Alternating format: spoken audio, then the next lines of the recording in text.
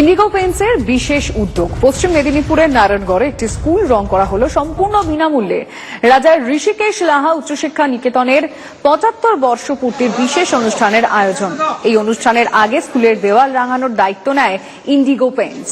Indigo পেইন্টসের এই উদ্যোগকে সাধুবাদ স্কুলের ভারপ্রাপ্ত প্রধান শিক্ষক অনুতোষ বারিকের। সারা বছর সেবামূলক কাজে যুক্ত থাকে ইন্ডিগো পেইন্টস।